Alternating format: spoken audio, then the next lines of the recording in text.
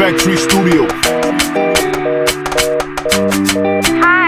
Américains et les Belges, posez-moi des questions sur nos maîtres, ceux qui sont nos maîtres. Oui. Hein, nous, le nouveau pays colonisé. Alors, Et par votre rapport à point ça, de vue, par rapport à ça, votre point de Je vue. suis à Vous vous. avez été sanctionné Je hier suis à vous pour la nouvelle colonisation du Vous avez été Congo. sanctionné par Alors. 2 continents hier. Oui. Deux continents. Un pays et bien. et un continent. Alors, allez-y.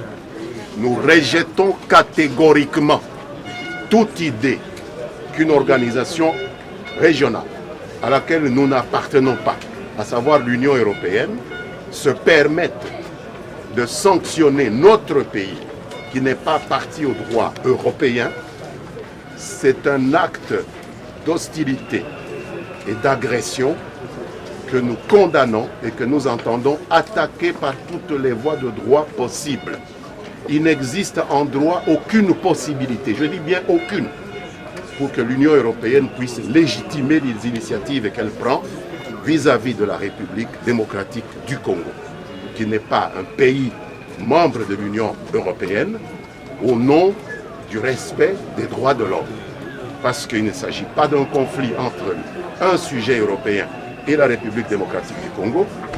Il ne s'agit pas non plus d'une menace contre la sécurité internationale, auquel cas il aurait fallu que l'Union européenne aille au niveau du Conseil de sécurité chercher des mesures.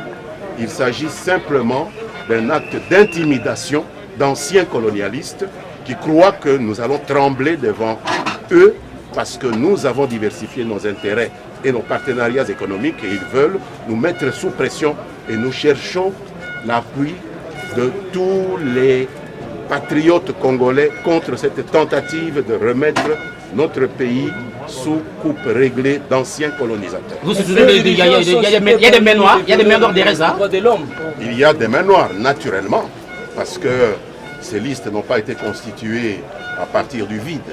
Il y a des faibles d'esprit qui croient que 56 ans après l'indépendance, on peut encore aller en Belgique ou en France ou en Grande-Bretagne ou je ne sais où en Europe pour chercher des solutions aux problèmes de ce pays.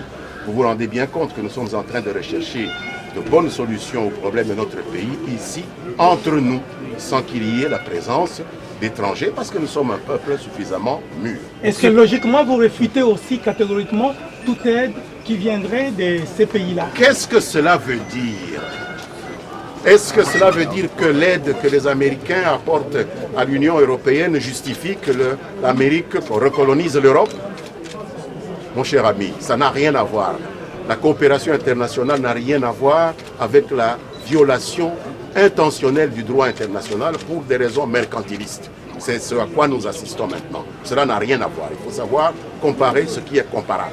Ce qui s'est passé à Bruxelles avant-hier n'a rien à voir avec le droit international, rien à voir avec la coopération. Et si c'est cela que vous appelez coopération, alors je pense que les Africains devraient beaucoup réfléchir à cette coopération qui fait d'eux des citoyens du monde de seconde zone. Il faut faire très attention. Factory Studio.